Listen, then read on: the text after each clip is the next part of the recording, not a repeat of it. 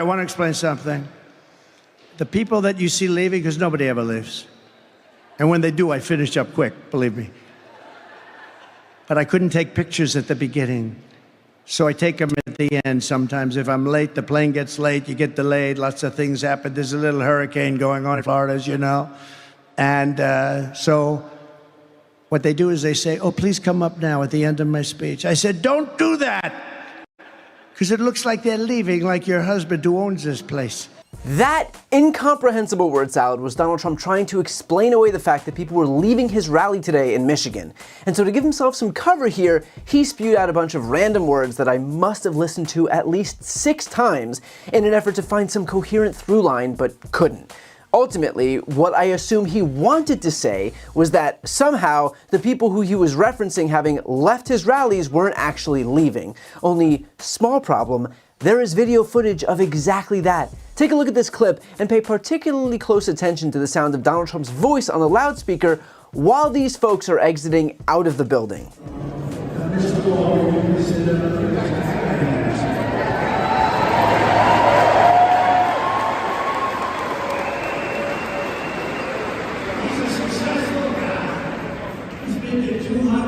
Although I assume that Donald Trump's response to this video evidence would be, quite simply, not to believe our lying eyes. And let's be clear, this isn't even close to the only time this has happened. In fact, it's happening with more and more frequency now. Just a few days ago, this is what happened at his rally in New York. Think of what our nation would be with no Russia-Ukraine war, no October 7th disaster in Israel and the Middle East. It's inflamed right now. It's inflamed like nobody's seen it for 50 years. No inflation and energy dominance. That's what we'd have, energy dominance. We'd have no inflation. We wouldn't have either the Middle East or the Russia, Ukraine. What a different world it would be, wouldn't it be? Oh, we can't let them cheat on elections anymore. We will rebuild our cities, including Washington, D.C., making them safe, clean, and beautiful again. Right now, we have a capital that when you go down there, you have a damn good chance of being hurt, bugged, something. And we will keep the U.S. dollar as the world's reserve currency. We're losing that now.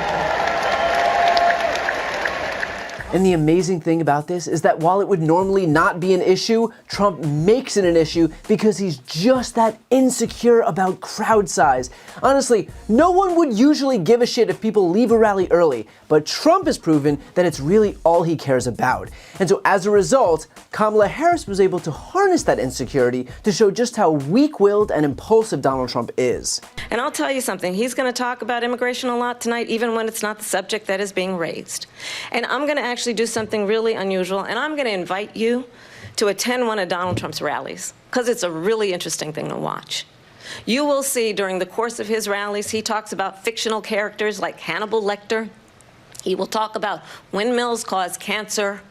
And what you will also notice is that people start leaving his rallies early out of exhaustion and boredom. And I will tell you, the one thing you will not hear him talk about is you. Harris, thank you. President Trump, on that point, I want to get your response. Well, I would like to respond. Let me just ask, though, why did you try to kill that bill, and successfully so, that would have put thousands of additional agents and officers on the border? First, let me respond as to the rallies. She said people start leaving. People don't go to her rallies. There's no reason to go. And the people that do go, she's bussing them in and paying them to be there, and then showing them in a different light. So she can't talk about that. People don't leave my rallies. We have the biggest rallies, the most incredible rallies in the history of politics. That's because people want to take their country back. Our country is being lost. We're a failing nation. And it happened 3.5 years ago. And what's going on here, you're going to end up in World War III, just to go into another subject. What they have done to our country by allowing these millions and millions of people to come into our country, and look at what's happening to the towns all over the United States. And a lot of towns don't want to talk. It's not going to be Aurora or Springfield. A lot of towns don't want to talk about it because they're so embarrassed by it. In Springfield, they're eating the dogs, the people that came in. They're eating the cats. They're eating the pets of the people that live there. And this is what's happening in our country, and it's a shame. As far as rallies are concerned, as far as the reason they go is they like what I say. They want to bring our country back. They want to make America great again. It's a very simple phrase, make America great again. She's destroying this country, and if she becomes president, this country doesn't have a chance of success. Not only success, we'll end up being Venezuela on steroids. Think about what you just saw for a second. Trump is so easy to read, so easy to manipulate, that all Kamala Harris had to do was tell this grown-ass man that his rallies were boring, and the guy running to control the nuclear arsenal in this country melted down like an ice cream sundae in the Arizona sun in July. If Trump is that easy to manipulate on a debate stage in front of 75 million people, presumably with plenty of practice leading up to this event, imagine how easy he is to manipulate behind closed doors when he's sitting face to face with the world's autocrats and dictators who are much, much smarter than he is. If you are wondering why it seems like Trump is already a useful idiot for someone like Vladimir Putin, already doing his bidding, now you can understand why. You don't have to be the world's biggest genius to manipulate Donald, you just have to have the strategy of an 8th grader and you can accomplish your goal. And look, while I'd love to spend this entire video exposing just how sensitive Donald is over his precious rallies and how sad he gets when people inevitably leave because there is only so many times human beings can listen to someone lament the death of a make-believe cannibal or whine about the water pressure in his shower, I figure that while I have you and knowing that the economy is one of the top issues of this campaign, let's take a quick moment to compare both of these candidates. Kamala Harris's economic plan will be the best thing to ever happen to the middle class and working class in this country. $25,000 for first-time homebuyers, with 3 million new housing units expected to be built, which will bring the cost of all rent down, legislation to stop predatory investors who buy up rental homes and collude with each other from raising rental prices, a national ban on price gouging for food, and giving the FTC the authority to go after the companies who do it, a $50,000 tax break for new small businesses, and a goal of 25 million new small business applications in the first 2 years of her term, $6,000 in tax credits for newborns, and a restoration of the Democrats' $3,600 tax credit for middle and low-class families, all the while not raising taxes on any household earning $400,000 or less. It would be the best elements of the Biden administration, which has already led to the U.S. to the strongest economy in the world, a record-high stock market, and record job growth, while adding even more policies to help the middle class. Meanwhile, Trump's economic plan? To slap tariffs as high as 200% on every product entering the United States.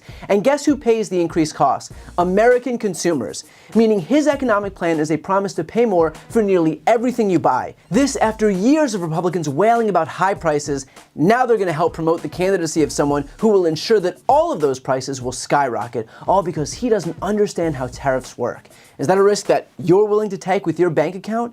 So look, whether it's an issue of the threat Trump poses to our national security because of how easily he can be manipulated, how bad he'll be on the economy because he doesn't understand how it works, or simply how hostile he is to the very concept of democracy, it is our job to ensure that he never gets near the levers of power in this country again. And finally, just for posterity here, I'll leave you with this image of Kamala Harris's rally because unlike Donald Trump's mini rallies where he drones on about how he's God's gift to the world, this is what excitement actually looks like.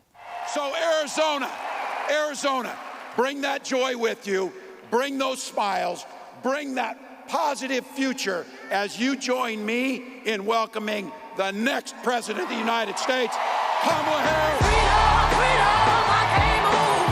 Freedom, cut me loose. Yeah. Freedom, freedom, where are you? 'Cause I need freedom too. I break chains up on myself. Won't let my freedom rot in hell. Hey.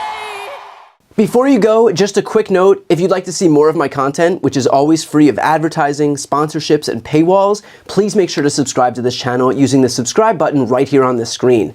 And if you'd like to support my work even further, you can grab a copy of my instant #1 New York Times selling book, Shameless, available for sale right now. That link is also on the screen. Thanks so much for watching.